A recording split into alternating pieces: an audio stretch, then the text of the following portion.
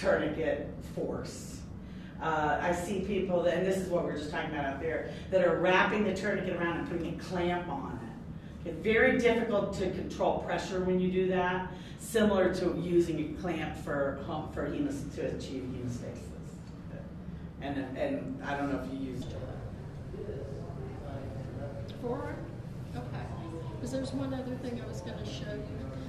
This touch cannulation, you might also want to try it when you back Amy back in the back corner when you put needles in, because you can't do a lot of patients. Like I went to this seminar, and they told me to hold this needle this way, and I've never done it before. You know, like, you do you? I can't do that. But you can stick these fake arms, so I encourage you to do that.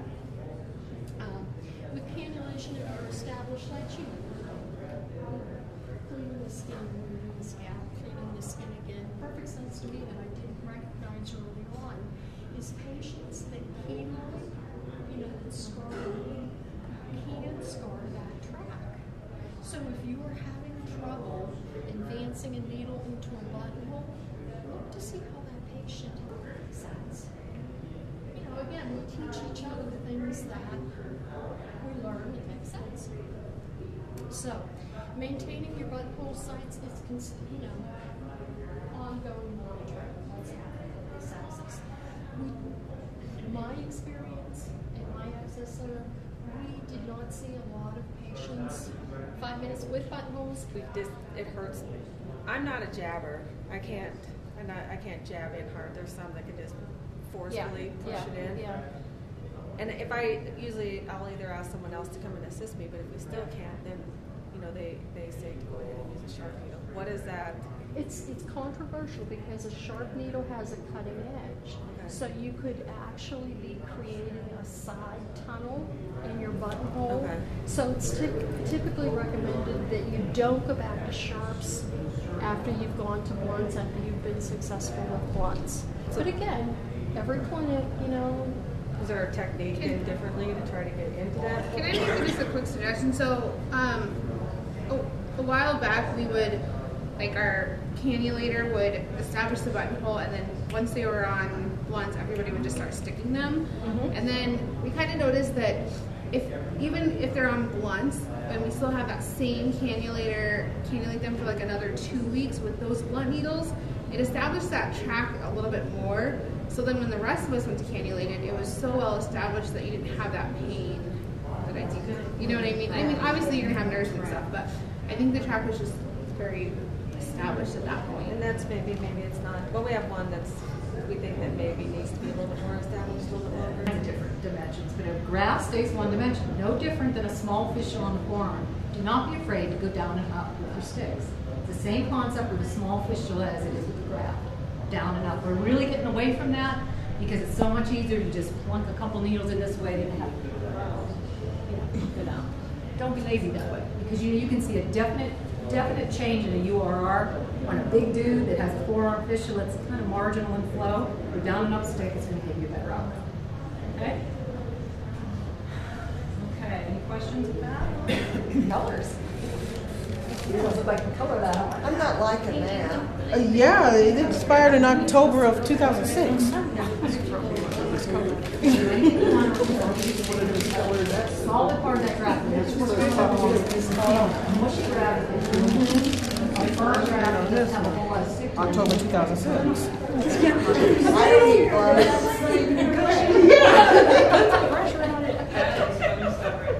That's hilarious. Do I actually have blood flowing in this thing? Oh, did she? How's it work? Probably not. I don't want to come out the other side. Yeah, this is nasty. Cold water and hydrogen peroxide. We'll get that. Yeah. That's a girl. You see where the 3 fingers come in, guys? Really. And you gotta feel a fistula. Period. The listening, everybody gets a little stethoscope out and then hear. These things are so convoluted, they're going to make all kinds of noises. And you can kind of judge with that. But My patients believe it. She has a bovine. No, Sherilyn. Sherilyn Gonzalez has a bovine graft. So let's talk about rose ladder cannulation, guys, okay? Grafts are a good example for a rose ladder. When we're talking about rotating sites, we're not talking about a site the size of a dime, where we go in 6 o'clock, 8 o'clock, 9 o'clock, and that we're thinking we're rotating, that it's not rotating. You want to rotate up and down a graft in the sites, okay? You don't have to leave a big space in between like that. If There's two anastomoses. There's a venous anastomosis, there's an arterial anastomosis, and there's two scars. Okay? They're hard, they're tubular. Remember what they said earlier about fistulas? Soft, easily compressible. Okay, the blood gets in them. They're firm, but yet soft and compressible.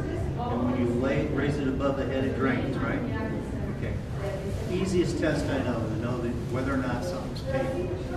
So 95% of the problems with grafts happens at the venous anastomotic end. Okay. So if you've got a buttonhole that you really can't get that needle in, look to see how they heal. Okay, because your track may be scarred. And if the track is scarred, there's really not much you can do about that. Buttonholes. Okay? But just, something that I never thought of, why can't we get this needle in? Oh, because the patient is huge. Diane, did you cover this? Is it ever okay to put a sharp needle in a buttonhole track once it's established? We're not supposed to be doing that. Got it. If it's a case where we've transitioned too soon, then we may, but it needs to be the original cannulator going back to develop their track a little bit better. And there was one girl in the last group that actually said that even when they transition to a back needle, they have that same cannulator work with that patient an additional 2 weeks, if possible, to make sure that track is even better established with blood needles. And they don't see the problems that we see where I can't advance a needle in your track. Even though some people can, it may not be developed as much as we think it is. Okay? So if that's something that you see happening in the clinics, where, we get the 6 or 9 cannulations and we go to blunts and then we have all kinds of trouble, you might want your initial person to go back and work with that track. What is the maximum? When stenosis develops, the diastolic starts to shorten. You have to train your ear to hear. Usually what happens is we lose the diastolic altogether. So we go from one sound. A loop graft here before, first thing we're going to do is determine which side is the arterial side, right? And this display here, this cartoon says, include the center, the side that's left open is the arterial side. Right?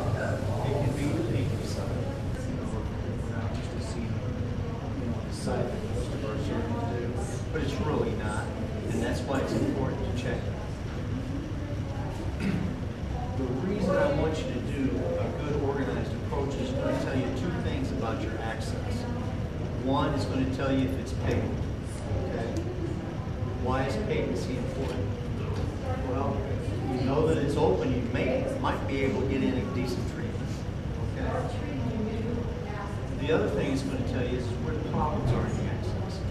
As you feel and start to listen and practice that technique. So, we're going to use all the tools that we have available.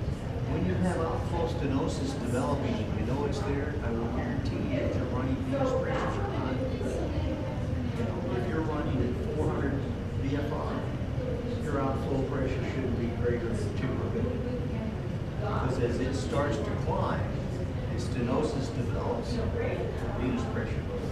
We change the pressure gradient by changing needle sizes. It's in your DaVita policy. You go online and look, it says, I'm doing a 7 gauge needle when outflow pressure should be 180. And then if I go to, it's true. It's what happens to you. So, use an organized approach, feel it, and listen to it. What they have to do is they have to do it and then they band it off, nice, slowly through that fistula.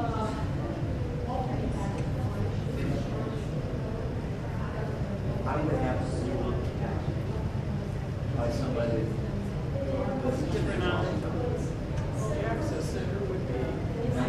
referral point, right?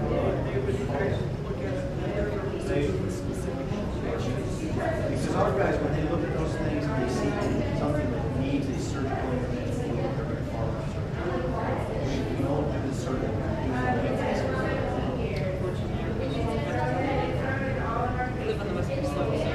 But stop thinking of it like this. You know, these guys are specialists in access. And if they said, you need to go see a heart specialist, you think that patient can go? Yeah. Yeah, they will. So now you need to see an access specialist. That's it.